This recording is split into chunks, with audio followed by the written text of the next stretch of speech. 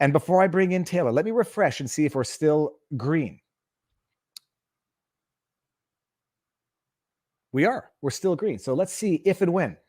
I don't think it's going to happen because we're going to have a meaningful, thoughtful discussion. But most importantly, we're going to hear Taylor's experience in this, what some people would call an upside down world, where when a female athlete is forced to compete with a biological male and then complains about it afterwards and says, divisions were created because of genetic or biological differences that are now being broached. And me complaining about it makes me the target of online harassment. We have to hear this experience. Taylor, get ready. I'm bringing you in. 3, 2, 1. Taylor. Hi, Viva. Can you hear me okay? I've got a little mic on my headphone. You're perfect. I'm going to let the chat tell us if our audio levels are good. Chat, audio levels good. And if not, you'll let us know sooner than later. How do I sound? Thank you for having me. I appreciate you taking the time to talk to me today. Thank you for coming. I've got to ask you, what book is your camera propped on? Oh, this isn't my book. Actually, it's a thesaurus, but then there's another one on top. I'm at a place. I don't want to get into it. No, that's cool. I grabbed some random books. I thought for a second it might have been like a subliminal message, but if a thesaurus. No, it's not actually. It's just me placing my camera badly, trying to prop it up in a weird way. But does it look okay? Is that going to bother anybody? Great. No, okay. It's great, and your audio is great. I should have not put my neuroses out there in the cosmos. No, I should have placed a book that actually would have had a message. I didn't think of that. next time. Viva, her volume is a bit high. Okay. We're not going to No, I'll take care of it. Let me just go to Okay. But of course, I'm not going to let the good let me rephrase this. I'm not going to let the good become the enemy of the dumb. I could also take my mic off and switch just to the normal. I lowered it a bit. Okay, Taylor. Cool. Elevator pitch.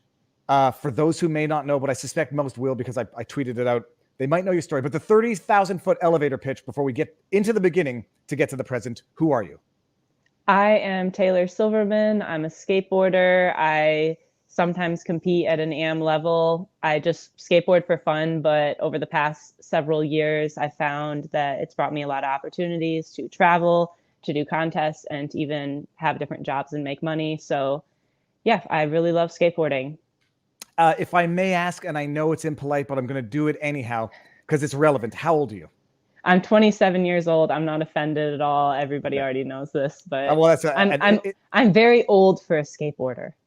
Okay, well now, let's just get into a little bit of the beginning, not too much. Where are you from? I'm from Kalamazoo, Michigan. You're from Kalamazoo, Michigan? Yeah, not too far from Canada. Have you ever heard of a place, there's an expression called Shibugamu in Canada? Like it's like Timbuktu, when they say you're from in the middle of nowhere, you're from Shibugamu in Canada. Oh, okay. Timbuktu and these are actual places. Kalamazoo is an actual place. Yeah, a lot of people, when I say I'm from Kalamazoo, giggle and say that sounds like a made-up place. But it's not one of the biggest cities in Michigan, but it's a decent-sized city out here, and I'm really grateful to be from here. We have an awesome indoor skate park that I grew up skating, so I feel like it's a good spot. How many siblings and what did your parents do, just summarily? I don't really want to get too much into family stuff. That's like something we've discussed that I think would be better off if I didn't talk about. But I love my family. I have a supportive family, and yeah, I'll leave it at that. Okay, no, and what I meant by that only is, when did you get into skateboarding? So I got into skateboarding when I was 16 years old, and growing up, I had played a whole bunch of different sports, and I did like Taekwondo as a kid. I played soccer as a kid. Then I kind of focused more on basketball and softball for a while, and I was a softball pitcher. But I knew that once I got into my teen years, that after high school or potentially college, if I decide to go to college, that would be over. And I really wanted something that I could do independently whenever I wanted, wherever I wanted. So skateboarding appealed to me a lot. And I had already snowboarded a little bit, so I had a feeling I would like it. And once I got my first skateboard, I fell in love with it immediately, and I've been doing it ever since. And so you said you competed AM, which means amateur. Correct. Have you competed? I mean, I guess I don't know what it takes to even get to the professional level, but getting there first, when did you first start competing? And how do you go from amateur to professional? So I'm not at a professional level. I've done some contests that are mixed am and pro, but I I don't really consider myself to be a pro. That's something that the media reported in the beginning, but I don't think it's like a crucial part of the story either. But I basically started doing local contests after a few years of skateboarding, and it was just for fun. I would hear about these events in a nearby city and travel out to do them, and I realized I was doing pretty good. So instead of continuing to do all the local ones, I thought I'd do something a little more challenging and start traveling to some of the bigger contests and the ones that you have to compete in qualifiers in order to be invited to finals. And I've done really well in contests. I've done really poorly in contests, but every time it's been a good experience, and I've met new people, gotten to skate in a new place and challenge myself and see what I'm capable of. So, and before getting into the event at issue, how much had you competed, like annually? How many times a year? Like a few times a year for the past several years. Every once in a while, it'd be a smaller local contest, or there's some in like Ann Arbor, Michigan and Detroit, Michigan that are annual that I would participate in. And then I would sometimes fly out to California or participate in contests in Florida. And yeah, the more I did them, the more I realized they were really positive for me. So I came across the Red Bull one just by chance because I happened to be back in my hometown visiting for a short amount of time while I was waiting to finally be able to go on my trip to Israel because it kept getting canceled. So a friend of mine mentioned the Red Bull contest and said, you should go over to Detroit and qualify for this. And I thought, I don't know, I got a lot going on right now. And then they said, well, there's money involved. And I said, how much money? I'm just kidding. But it was really exciting. It was really exciting, though, to get the opportunity to make some money in a contest, because oftentimes there's no money. You want a skateboard and like a bag of clothes and a new pair of shoes. But because there's money involved, I thought, shoot, I should go see what I can do. This is like almost sounds like the plot of Happy Gilmore, where you have Chubbs saying, "I thought you wanted to make the big bucks," and Happy Gilmore stops and, "Hey Chubbs, what kind of big bucks?" So you do this to make it, if you can, to make some money to pay for your trip. Setting aside why one would want to travel to Israel at this point in time, I don't know what their requirements are for international travel, but it would deter me. So setting that aside, everyone in the chat, to each their own. I shouldn't have even mentioned that. Oh, but... it doesn't matter. No, because everyone. The crowd here, everyone knows the restrictions, the requirements in Israel, or at least once upon a time to have a green pass, and some people take issue. Yeah, now there's not as much of an issue, but for a while there, I would get something scheduled, and then I'd get a call the day before after I packed all my bags, and they'd say, you're not going to go tomorrow. So it finally happened in March. Just touch your mic. I hear some static on your mic. Oh, it's probably my hair. Let me make it a little looser, see if it'll. Okay, Is that okay? No, unplug it and plug it back in. It's crackling. Here, let me try to turn it. Okay. Can you hear me better if we just go with the regular audio? No, now it might be your computer. Oh, really? Yeah. Do you want to close out and come back in? How do I do that? You know what? I'll boot you and then click back in. Okay, sounds good. Sorry. Okay, let's see. Okay, let's see if this works. This might not work. No. Okay, try it again. How are we now? No. It's not StreamYard. Oh, well, let me ask. Chat, is my audio crackling as well? I don't think mine is. It's not crackling for me. Hold on, let me see. Kill the mic on the computer. Shut the screen entirely, then click on the link again, and I'll bring you back in. Will do. Okay. Thank you for your patience. Don't worry. Now it looks like she's got a fan halo. Basically. All right. Viva audio good. Okay, good. So I think it was actually just yes, I believe an interface problem on her end. It's getting interesting, people. We haven't even gotten into the incident, and yes, I have the questions flagged about injuries because those are one of the points that Tim Poole raised when discussing this and that others have raised. Okay, let's see. I'll wait for her to get the camera set up. Fingers crossed, people. Okay. Mic check. Can you hear me? That's better. You could put in the earpiece now. I think it'll. Is it a little better with the earpiece? You know what? We'll leave well enough alone. It's good enough like this. Okay, sounds good. Okay, so now where were we? So you're trying to make money. So you hear that there's a local event. That wasn't the goal, but it was a Not great motivation, and I was really excited that was something that we had the opportunity to do in this contest. But I mean, I've done all these contests where there's no money involved, so it's not my number one priority. No, but I'm not saying it judgmentally whatsoever. A trophy. There's a recognition for excellence. Is basically why anyone more does on anything. the line than usual. So how do you, this is a Red Bull event. Is there any specific nature to the event? I don't know how these things work. They have several different contest series. This one was the Red Bull Cornerstone, I think Best in the Midwest series. So they traveled through multiple different states to indoor skate parks and had qualifiers, and people who placed in the qualifiers got invites to go to the finals. Okay, that's phenomenal. And how do the qualifiers work, and over what period of time is this? Is this like the same weekend, or is this over a series of weeks? I only participated in 2 qualifiers, one of which was the final qualifier at the skate park that the finals were. So it was the same weekend. But the first qualifier that I did was in November, and then the finals were in December. So it was a few weeks of like planning the trip to get out there, and I did like a little bit of news and media coverage about it before I left.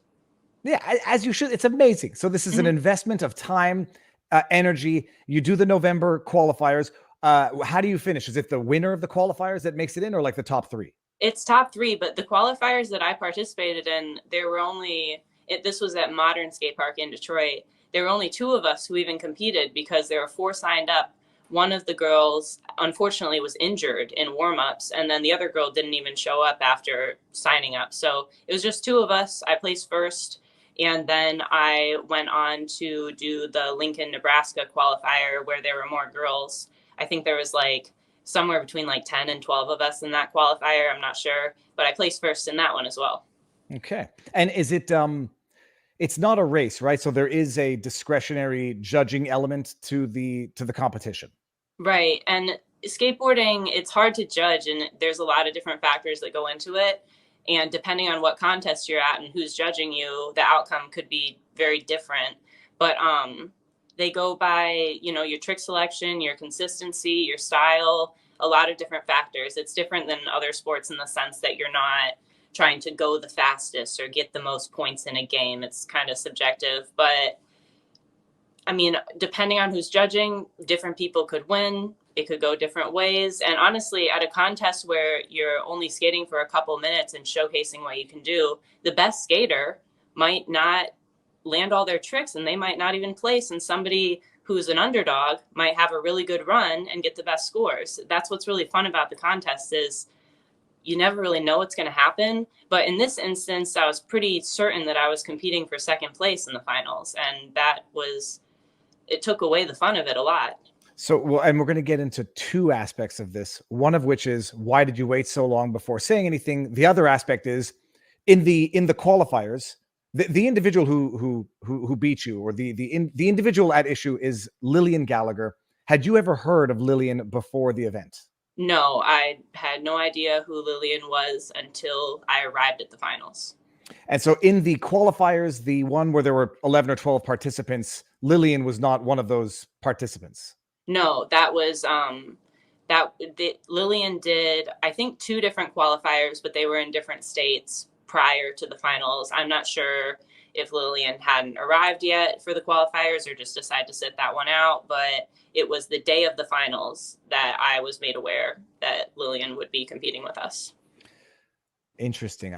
You know what? Before I forget, you said Lillian had done qualifiers in different states. Is that an attempt to win one of the qualifiers to make it into the finals? I believe that Lillian did win a couple of the qualifiers, and for each qualifier that you placed first in, you received $500. And so everybody knows also, open invitation to Lillian Gallagher to come on to discuss this, because I reached out to Leah Thomas, but only on Twitter, and I doubt. I know who is prone to having an open, long format discussion, at least based on my experience, and who is not. Lillian Gallagher would be more than welcome anytime, because I'd like to hear the other side of the story. Yeah, I wanted to say from the very start, the first interview I did, that because I didn't expect this to blow up the way that it did, and I didn't share Lillian's name in the post originally because I don't want people to go hate on trans competitors. Oftentimes they're just going by what the rules allow them to do.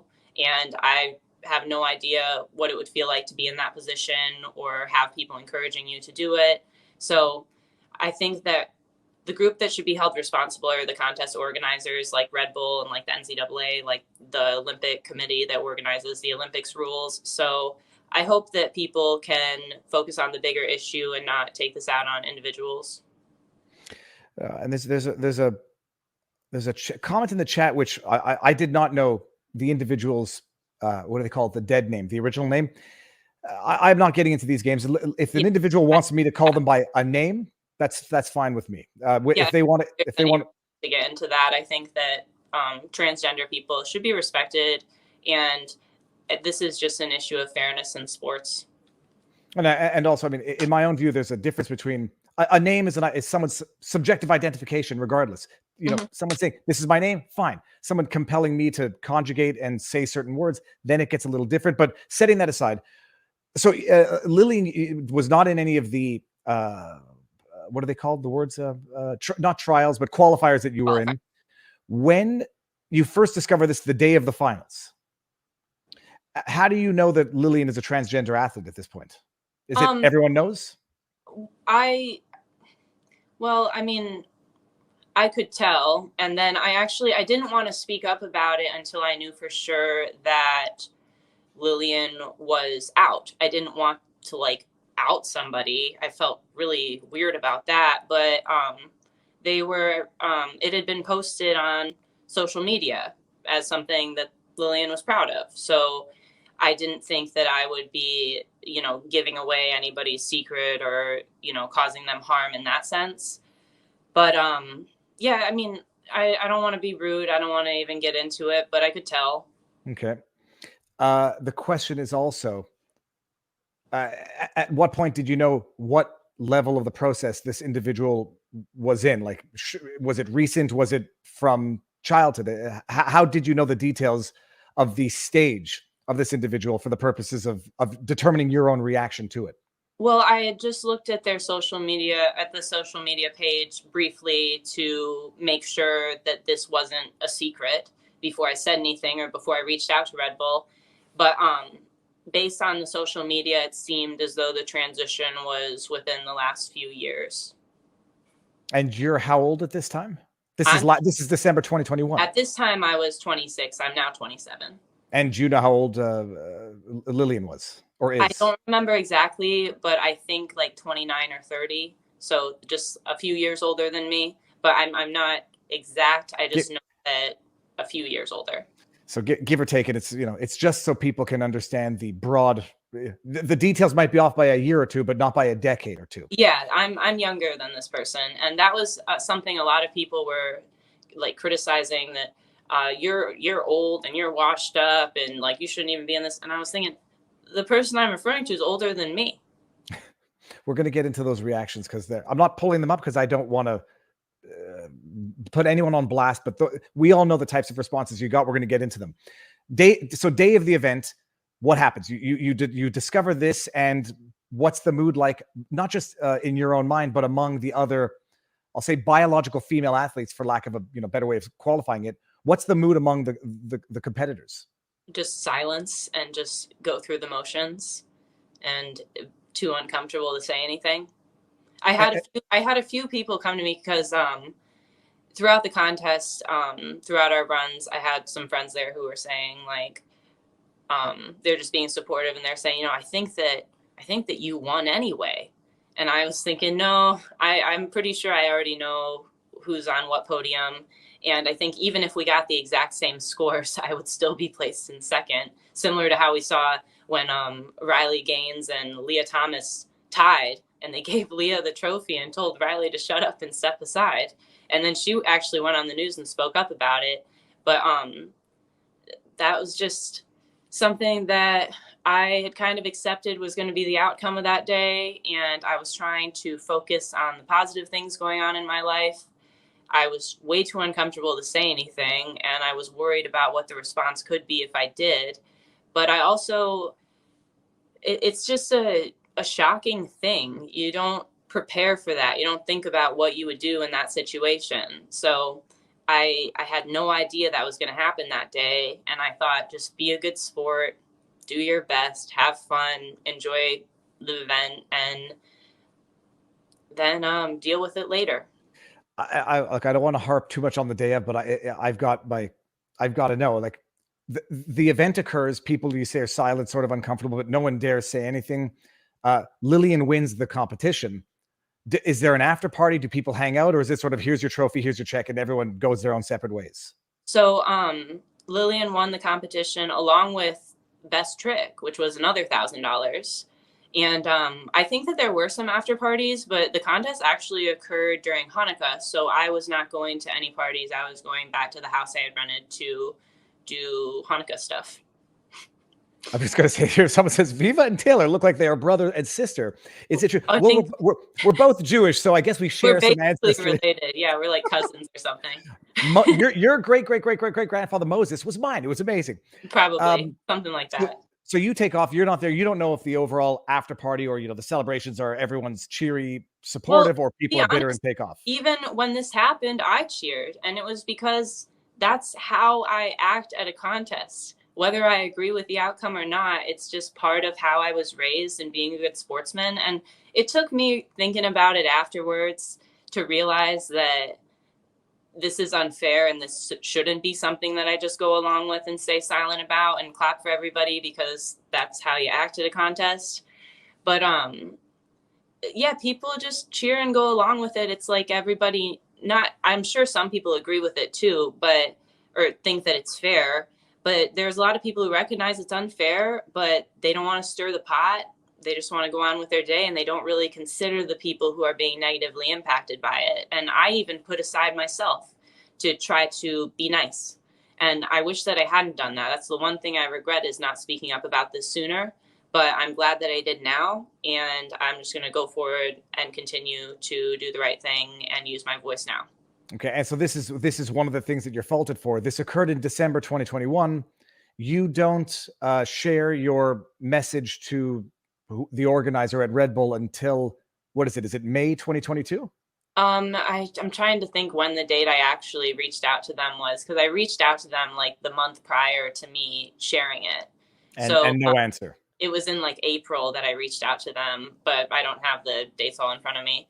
But they didn't respond, and I waited. And after a couple of weeks, I started to get really frustrated that they wouldn't even talk to me. And then I did actually get a call once I had finally posted on social media. I made this Instagram post, and I was reached out to by a bunch of news and media. So I ended up doing my first interview. And right before that first interview, they called, I think they called like the Piers Morgan team. And they also called me. Eric, who I had emailed, called me. And he said that he wanted to talk to me, and he thought it was a really complex issue. And he didn't realize, like, I'm like on a schedule. I got to get on this call and do all these things that I have on my schedule now. So I told him, unfortunately, Eric, you had a lot of time to respond to my email and you didn't. And now I'm pretty busy. So if you want to talk, then you're going to have to respond to my email and schedule a time to talk to me like I requested in the first place. And yeah, I just didn't hear from him after that. So that phone call, I didn't have the time to talk to him, and he still won't respond to my email. But if he responded to my email, I would be more than happy to talk to him. But I've requested multiple times now for them to respond to my email, and it's not happening.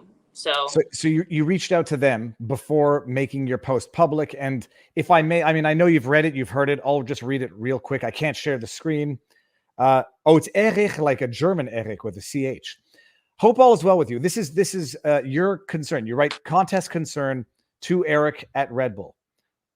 It says, I'm reaching out in the hopes of being directed to the right person to express my concerns at what occurred at the Red Bull Cornerstone contest with the transgender competitor in the women's division. Perhaps that is you. If not, hopefully you can put me in contact with the correct person. A biological man with a clear advantage won the women's division, best trick, and also won multiple qualifiers. This took away the opportunity that was meant for women to place and earn money. What happened was unfair at the time, and I was too uncomfortable to speak up. I understand that in today's society, even some women think this is acceptable, but I believe in doing the right thing, even if it's not the popular thing. I now realize it's really important for me to speak up, and I'd like to schedule a time to talk. Did anyone help you draft that, if I may ask the intrusive question? Oh, no, I just typed that up. No lawyers.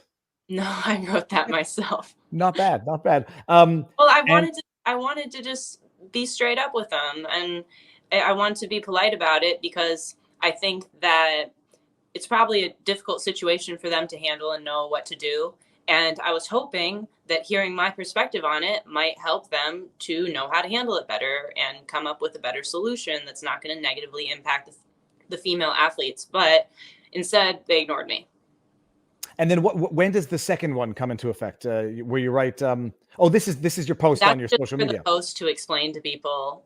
Okay, so here's the post that Taylor puts up. It's on. Do you want people visiting your Instagram?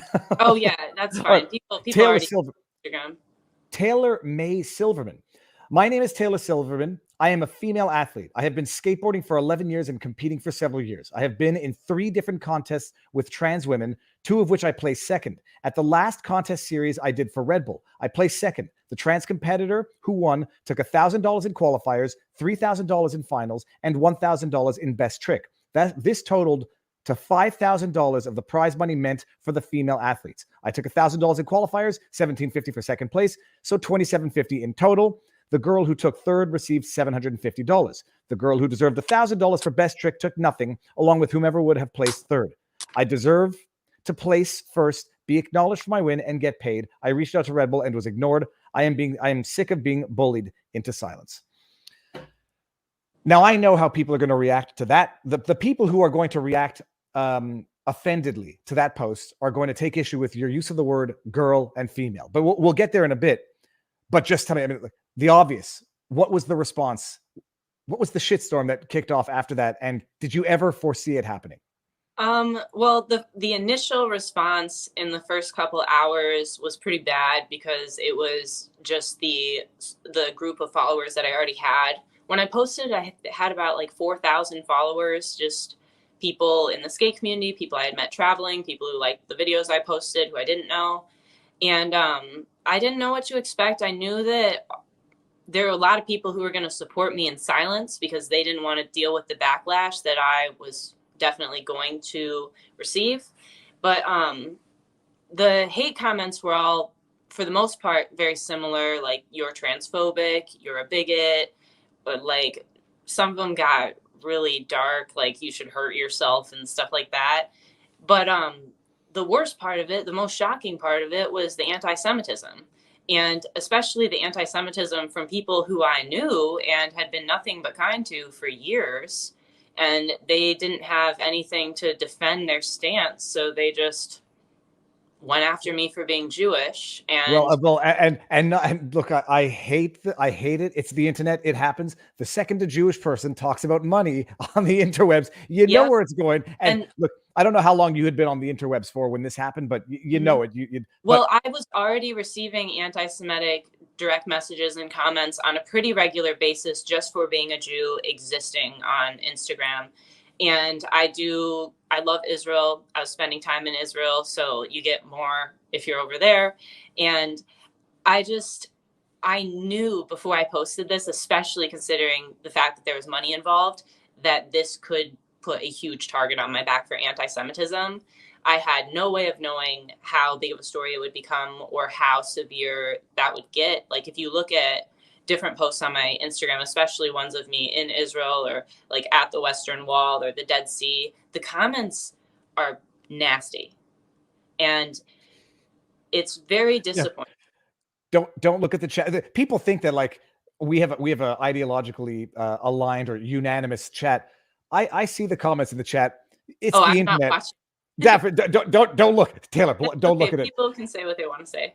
No, I mean, I get it, and I don't even talk about it because it's not, for right or for wrong, that aspect of my identity is not a defining one for me, for right or for wrong. But it seems to be defining for other people regardless. Well, I mean, for me, it was like, I was just saying, what the heck does this have to do with me speaking out about fairness in sports?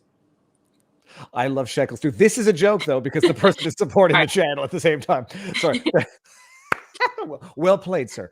So the anti-Semitism, par for the course. I mean, any form of discrimination, those types of insults, par for the course. The ones that really get to me in the context of this discussion, in the context of your post, are the men or people with male names in their social media telling you, woman, shut up and stop complaining, and just deal with it. This is what people perceive to be women's rights. Yeah, but how bad did it get, and what impact or toll did it take on you? Oh, I mean, I get those comments and messages still every day, nonstop, and it's misogyny, and it's really disappointing that people who claim to have an interest in women's rights have completely lost sight of what they're supposedly fighting for and turning on women. But yeah, I don't take that stuff too personally because I don't feel like I'm doing anything wrong. I think I'm just speaking the truth and using common sense here. So people are going to say what they're going to say. It's the internet for the most part. Actually, for 100% part, nobody said anything to my face. I presume, actually, in real life, more people were expressing their support for what you were doing.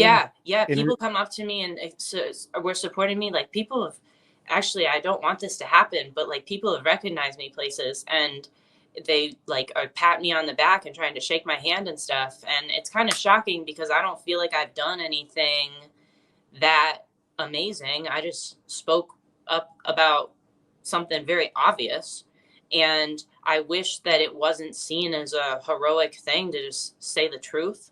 But I do appreciate all the support, and I've received much more support than I've received hate. I probably shouldn't have left off that I got all those hate comments, because what happened is, as soon as the post started getting shared, people came to support me and combat the hate on the post. So that's how it got so big, and that's how like the news heard about it, and that's how Tim Pool heard about it and tweeted about it. I think Colin Wright originally tweeted, and then Tim Pool responded to that. But there were so many people who took part in helping me get this story out to the right people. And I'm so grateful for every single person, whether it was sharing the post or just leaving a comment or just supporting me in silence and praying for me or whatever.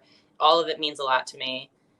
And it's an interesting thing. I don't know if it was Heidegger's levels where you use a ladder to get to the next level and then you then start building from that level. But it's like, in the interwebs, people who have experience will know the dynamic. There's like a ceiling, so to speak, of people that will shout you down into silence at a certain level. And then once you manage to break through that, you get to the next level where more people see it. And then you realize that those people were in fact bullies trying to silence you. So you never reach the next level of I don't say viewership, but exposure, where people with, more critical thinking minds and more courage start to amplify the message. And then you get to the next level where people say, yeah, okay, this is not a question of bigotry. This is not a question of transphobia. This is a question of balancing rights and, above all else, respecting certain rights. The one question that you probably, or the one critique you always get, let's do the first one. Why did you wait so long? If 3 or 4 months is so long, what explains the delay?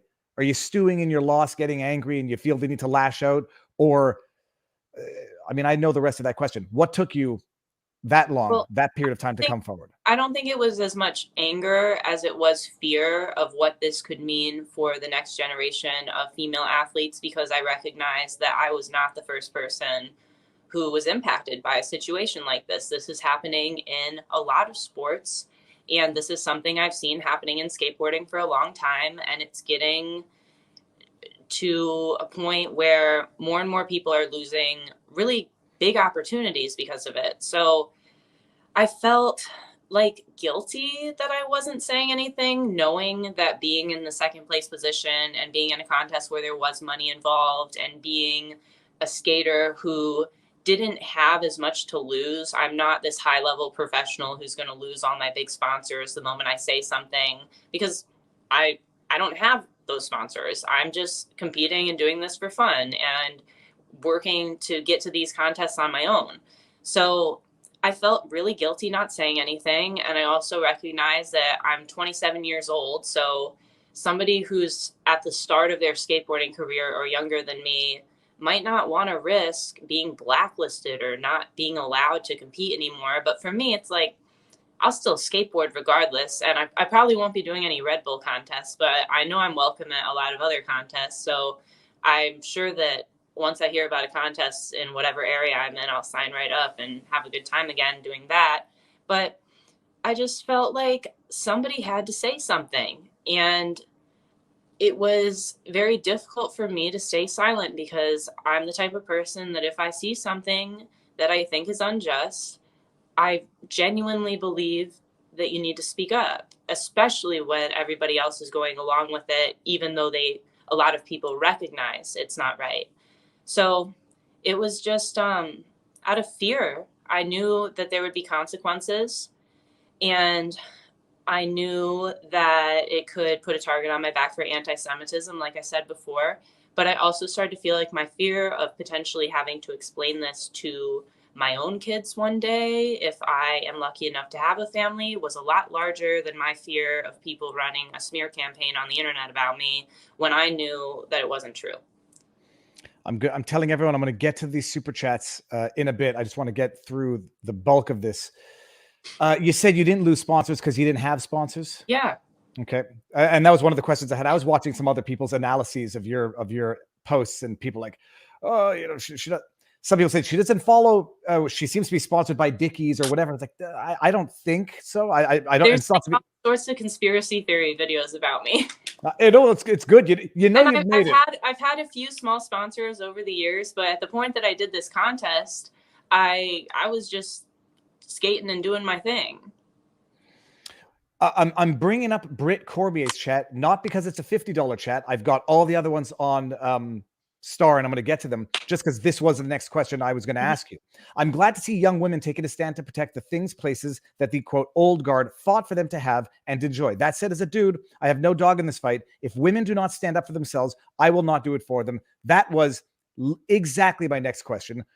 You know, some people say if the women, and I'm saying the biological women in women's sports who are now being in a great many sports being trounced by biological men transitioning, if they don't complain about it, and if they don't voice their concerns and object and do what's necessary, why should men white knight for the women who don't stand up for their own rights that have been fought for the last 100 years? Well, I felt this whole time like it was really sad and unfortunate that women have to advocate for ourselves in this situation. And I think it's okay for somebody who's not a female athlete to advocate for female athletes here as well. So even if you're a man, and also a lot of trans people have spoken up about this, that this isn't the opinion of all trans people. This isn't an accurate representation of how all trans people feel, and they recognize this is unfair and it's harming women. So regardless of who you are, everybody knows somebody, everyone knows a woman or a girl who loves sports.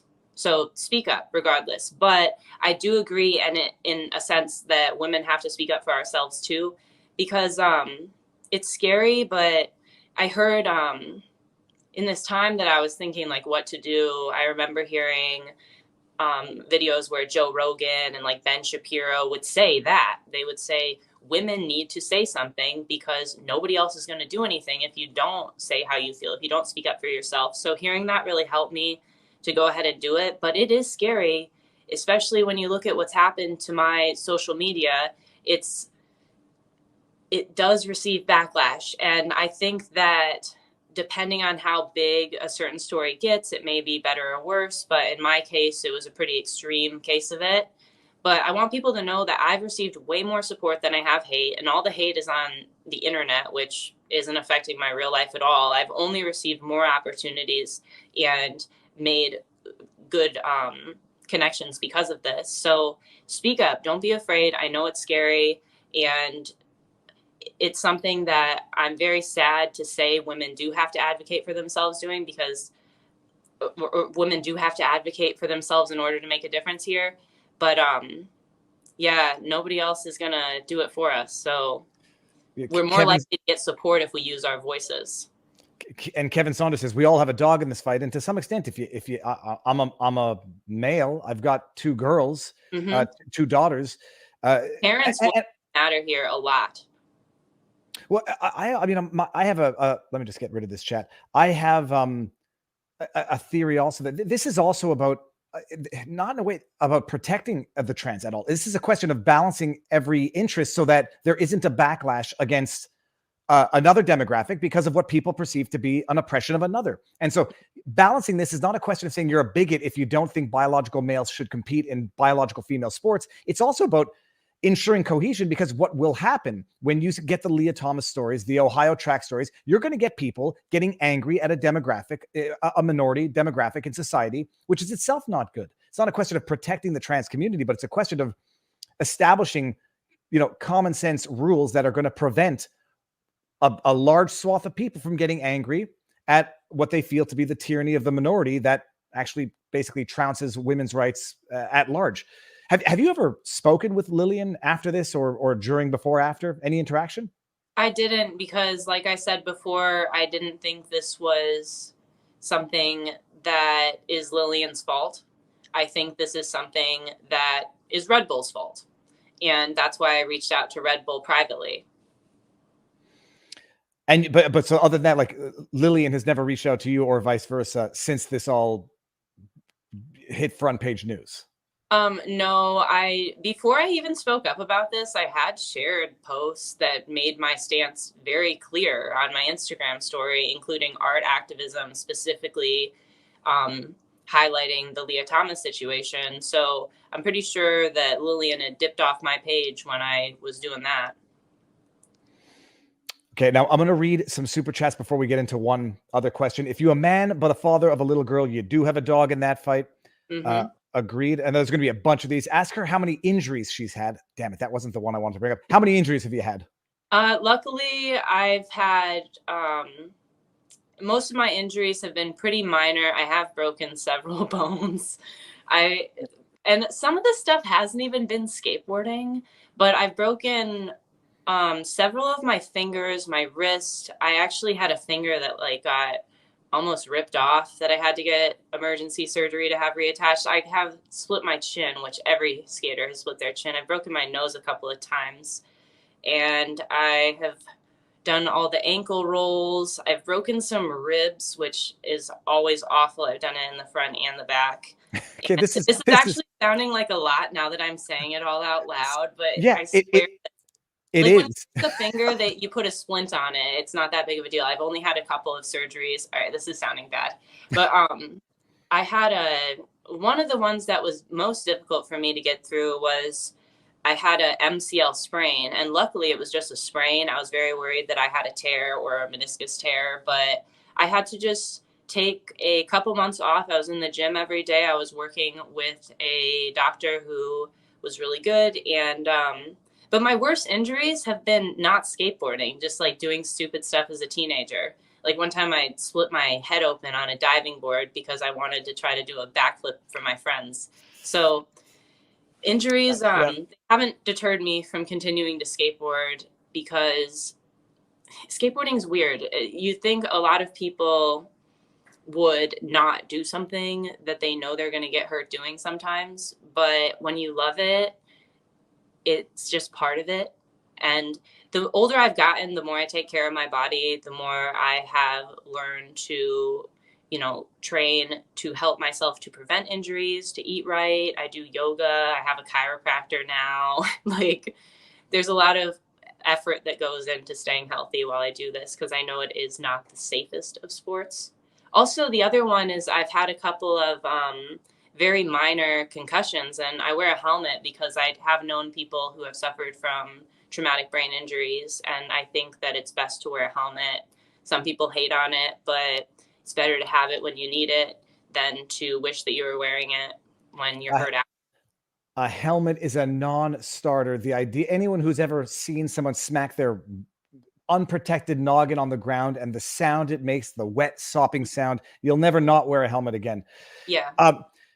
Okay, so this is all exploded. I mean, it exploded about a month ago. That's when it was really in the headlines. What has happened since? A lot has happened since. It's actually crazy that it's been a month, because so much has happened. It just has been flying by. But at first, it was just a lot of media reaching out to me and people wanting to know more about the story. I was in the Israeli newspaper. The people in Israel heard about it, and I was able to go to New York to do a video with Ariel Scarcella, who I was already a fan of. So I was really excited to meet her in person. She's very sweet and very kind, and she not only filmed a video with me, but showed me around Brooklyn, and we had a really good time. I'd love to get to meet with her again and talk to her more.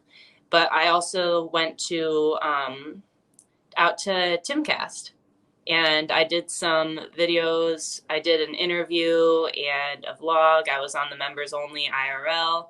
Well, a few vlogs. We kind of took over the vlog channel while I was out there, me and Jamie Kilseen, a comedian who was out at the same time. And hopefully I'll be back out there soon, but stay tuned for that. But this week, I'm actually going to be speaking at a rally in DC on, I believe it's Thursday. It's the 23rd. I have a note right here. And it's for the 50th anniversary celebration of Title IX. Myself and several other speakers, including other female athletes who have spoken up about this in their own sports, are going to be there to tell our stories. Okay, and this is the question. You're gonna be a spokesperson for a bit. Do you have the concern that this is going to be effectively the defining element of your existence, where you will be known and only known for being the spokeswoman in what will be dubbed, arguably a transphobic position, or at the very least, even if it's depicted fairly? Do you get concerned at the prospect of having your entire identity and future going forward defined by you being a spokesperson for this particular issue? I think that some people might think of me like that, and I don't think that that's going to be all I do. I think that I have a bright future of doing a lot more than just this, but we'll have to see what the future holds. And honestly, whether people view me like that or not, the way that I view myself, the way that the people I'm close to and care about view me is a lot more important to me, and they actually know me. So people who pass judgments about me, whether good or bad, because of something they saw on the internet, are going to do that, but their opinion doesn't really affect me in my day-to-day life. So as I do appreciate all the support, and honestly, I even appreciate all the hate on the page, because it's really shown what I'm talking about when I say I'm done being bullied into silence, and how people respond to a woman speaking up for herself. So perhaps people will remember me for this only. Perhaps I'll be able to do other things that overshadow this. And hopefully one day this is an issue we've all forgotten about and it doesn't occur anymore. And people will just think of it as something crazy that happened back in whenever, like how many years ago. It'll just be a forgotten issue, and we'll get back to a point where we have not forgotten. Don't ever forget, but it'll be an issue that isn't happening anymore. I'm going to read this, and then I'm going to read another one that's going to be a question for, it's one thing to object, and then the question is solution proposals. But first, Cynthia, as a mom of two Division I athletes, one is a girl, I'm so proud of Taylor. How has this happened to female sports? We fought so hard for Title IX for girls and young women. Cynthia, the legal argument that some people will raise to that is Title IX says nothing about sports specifically. But I mean, this is the question, and it would be the main question I would ask to Lillian, if Lillian were to come on, to Leah, if Leah were to come on. Do we not agree that by and large, biological males have a competitive athletic advantage against biological females in most sports? And if you agree with that, what's the solution? What do you propose? Because surely if you concede that, as you have to, because to not concede it is also an end of the discussion, what's the solution? Which brings me to the next question. World Swimming effectively bans the trans from competition. We talked about it, we messaged about it briefly, but here's the thing. It's easy to complain. It's easy to object. What would you propose by way of common sense or not common sense solution? What would you have by way of a proposal to resolve the impasse here? Well, I think it's unfortunate that the responsibility to come up with a solution for this sometimes falls on female athletes, because it's not our responsibility to fix this. But I think that there are a few different options that could be possibilities, such as having a trans division or some sort of open division as an option. And I recognize that in a lot of sports, a trans division wouldn't work because there just aren't enough people. But in skateboarding, it might actually be possible. There's a lot of transgender skateboarders. So I think it's at least something worth discussing and considering. But I think that there needs to be more voices at the table than just mine in deciding how to handle this. And I think that the only way we're going to find a solution is if people can have a reasonable discussion about it. But we know that what we're doing now is not working, is not fair, and can't continue. And I was thinking when you were talking about the like people disagreeing that there's a difference between men and women, or people who are born male, people who are born female. And I hear a couple different arguments, and one of them is trans women are women. There is no difference. They are the same. No advantage whatsoever. And you have to ignore a lot of facts to get in that boat. So I think that logic falls apart when you start to look at the science. The other argument I hear is a little bit more reasonable, but still I don't think is a good argument. And that is that the inclusion of trans people in sports is more important than fairness, because you don't want to hurt somebody's feelings. But in order to feel that way, you have to completely disregard the feelings of everyone else and the negative impact that it causes for everyone else. Yeah, it's the I had a thought about what you were saying before. The science part.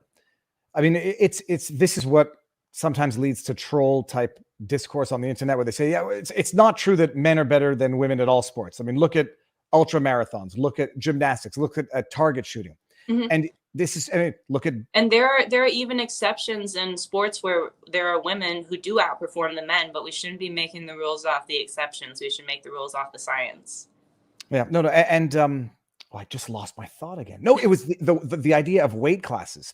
The argument is make a trans division, and then the response to that is, well, there's not enough participation to make for a competitive field. Well, first of all, if the issue is as prevalent as people are suggesting it is, there would be a sufficient depth of the field.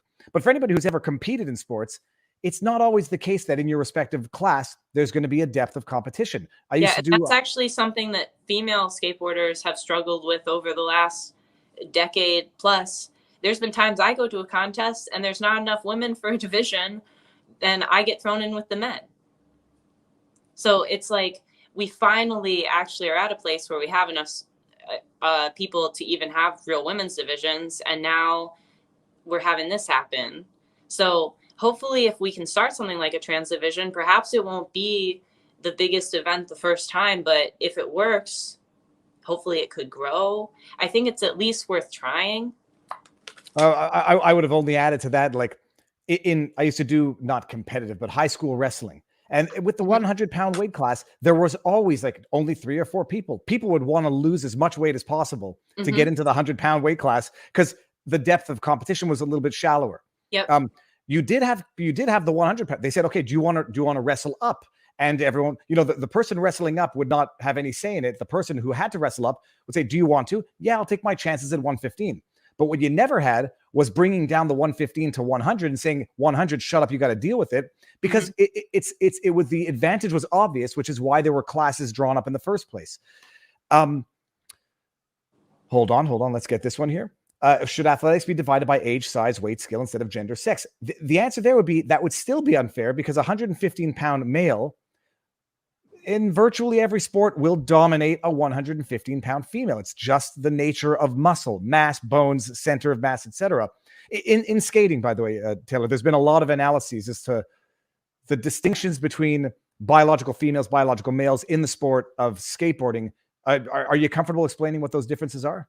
Well, for me at first, it was just common sense. It was easy to recognize that males have an advantage in skating and across the board in athletics, but there's a lot of factors that go into it that are very small ones and also very big, obvious ones. So men are stronger than us. Men have a higher center of gravity. They can jump higher than us. They are less prone to injuries. They have denser bones. They have a different angle with their hips that it affects knee and ankle injuries specifically. And they just typically have more endurance than us. They have faster reaction time than us. The list goes on. And although there are some cases where women outskate men, there's been times when I've been thrown in with the men's division and I've placed, and despite being at a disadvantage. But it doesn't change the fact that the men require much less effort to learn the most basic tricks in skateboarding. I'm reading some of the chat because it seems that there is some discussion. Center of gravity. Oh, sorry. One of the arguments that people will always raise is, "Oh, Viva, men are not better than women in every sport. Go compete in Olympic women's division, and you'll lose." And my response is, of course I would. The issue is not comparing the average with the elite. It's among taking the elite. It's among taking the average, and then seeing how the graphs fall there. And it's. But we see though that even like elite level women, there will be a competitor who's transitioned, who was like a low ranking or average athlete before transitioned, who's now in the top spot. So sometimes that does happen. And to me, it's like pretty common sense. It's pretty obvious, even without knowing every bit of science behind it. Just watching the contests, like watching Fallon Fox box women, it's pretty clear. Air rifle, archery. Yeah, one thing I've never understood, like I can understand in certain sports where I don't see the reason why there would be a division. Darts, for example. There's no strength difference that would be material. Even if I think, on average, biological males are stronger than biological females. In darts, it seems that shouldn't be relevant. And yet, I mean, there are women who compete in the men's division. I don't know that there is a women's division. There has to be a women's division, but by and large, it's dominated by males for whatever the reason. Could be social, who participates in these games. Could be muscle memory and whatever. So what do you do now? What's going forward now? And are you still? Do you notice an interest in the media in discussing this story, or do people still find it a little too toxic to deal with or too controversial to deal with? It's actually been pretty shocking that it's been a month and I'm still on a book schedule. Like I've got this rally this week in DC and I still have interviews and podcasts lined up, and I'm going to be going back out to the Cast Castle to do some more stuff out there. But I have a lot on my plate right now. I'm not sure how it's all going to play out exactly, but it's still a big goal of mine to go back to Israel. My boyfriend lives there, so I want to definitely continue to take some trips to visit there and eventually even make Aliyah. But I'm just going to see what the future holds. I think a year ago, if someone would have asked me where I'd be today, I would have had no idea. And I have no idea where I'm going to be in a year from now. But I think it's going to be good. I'm really grateful for all the support I've gotten, for all the amazing people who have given me the opportunity to share my story, including you today. And I'm glad that we happened to cross paths when we were both. It was totally fortuitous, because I I'm sort of shocked. There are some stories that I haven't heard of, despite being in that area. I mean, Leah Thomas, I heard. I can't remember the Ohio track, but this is a discussion.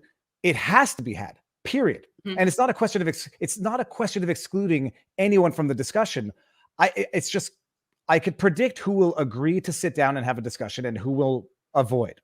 Mm-hmm. I don't have any direct connection to Leah Thomas, but I would have Leah Thomas on and ask the very same questions and see what the answers would be, and then the public would make up their mind.